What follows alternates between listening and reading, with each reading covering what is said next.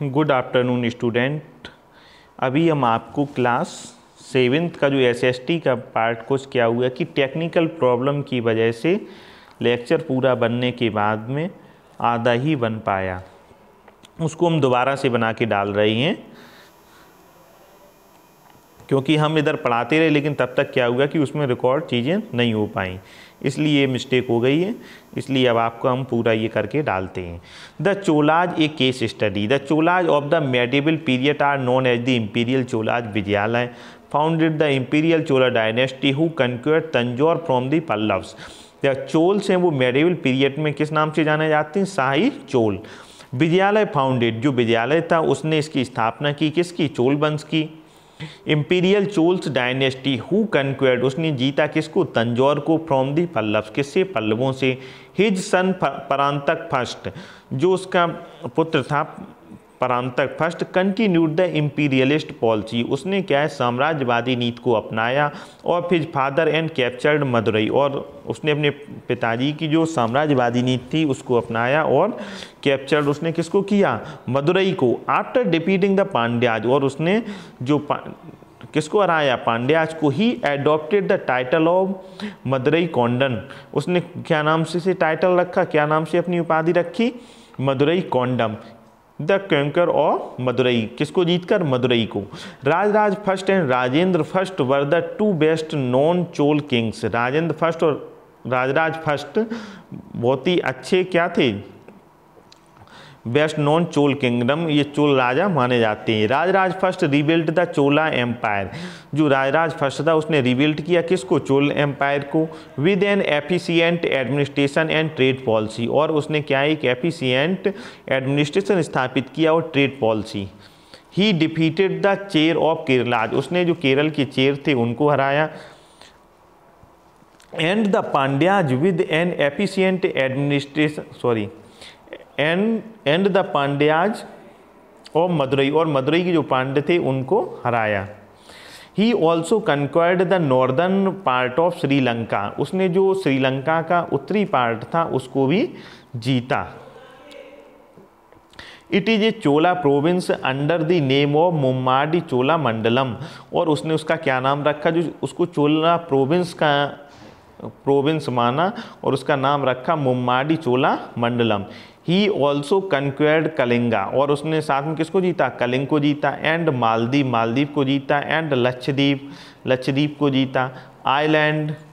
He defeated the western Chalukya as well, और उसने इसके साथ में किसको जीता? वेस्टर्न चालुक्य थे उनको भी। Rajendra first went a stop further and annex the whole of Sri Lanka, जो राजेंद्र फर्स्ट था वेंट टू स्टॉप, उसने क्या किया? फर्दर एनेक्स, उसने हड़पा किसको? द होल श्रीलंका, पूरे श्रीलंका को। His armies marched up to the Ganga river, जो उसकी आर्मी थी वो कहाँ तक मार्च करती थी? गंगा रिवर तक। इन दी पाल किंगडम की जो सीमा लगती थी वहाँ तक। पाल किंगडम कहाँ पड़ता है? आपका बंगाल में। He adopted the title of Gangai Kondan, और उसने क्या टाइटल एडॉप्ट किया? Gangai Kondan. And establish a new capital town near the mouth of Kaveri river and named as Gangai Konda Cholapuram. और इसी के साथ, और उसने इसके साथ में क्या किया? उसने गंगई कोंडन नाम से उपाधि ली, और जो उसने कावेरी के मुहाने पर अपनी कैपिटल स्थापित की और उसका नाम रखा गंगई कोंड चोलपुरम। अब इसका इंटरेस्टिंग फैक्ट देखेंगे। The word Gangai Konda Cholapuram is formed from 4 words, ये 4 शब्दों से मिलकर बना है। Working backwards means the city, जो working backward means the city, city का मतलब इसमें क्या है? पुरम। Of the Cholas with broad Konda the river Ganga, वह चोलाज को ब्रॉड को कोंडा,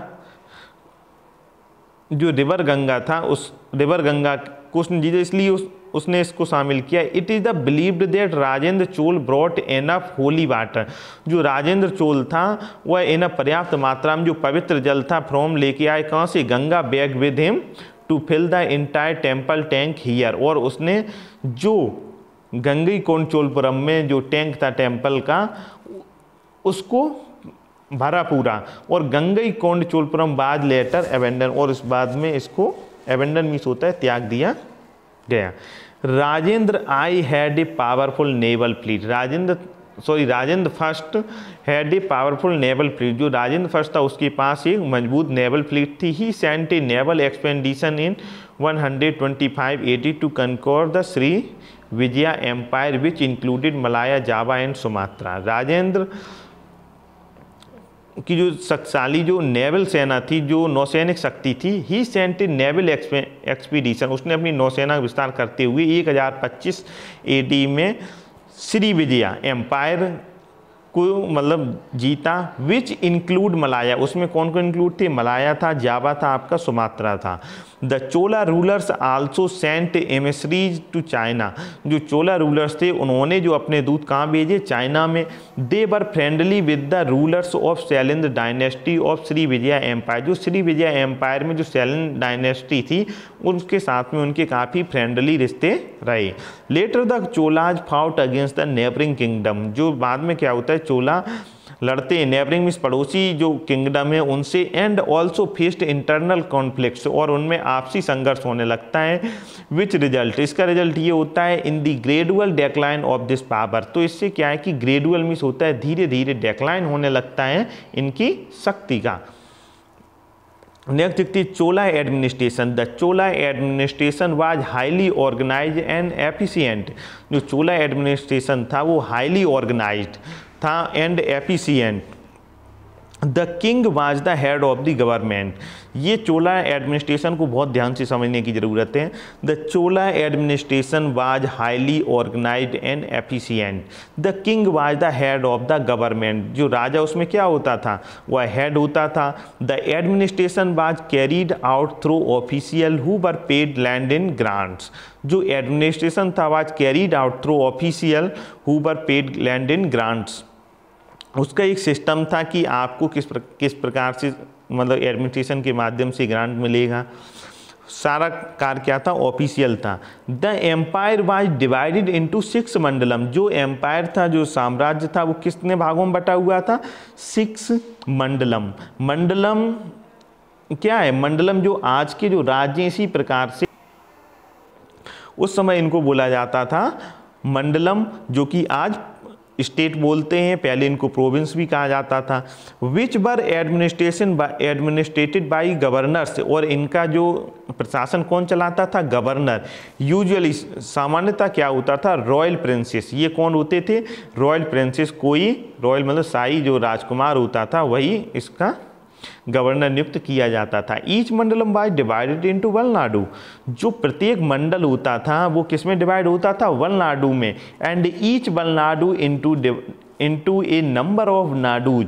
जो वलनाडु क्या है? डिस्ट्रिक्ट है। और वलनाडु किस में डिवाइड होते थे? नाडु में। नाडु क्या है? विलेज है।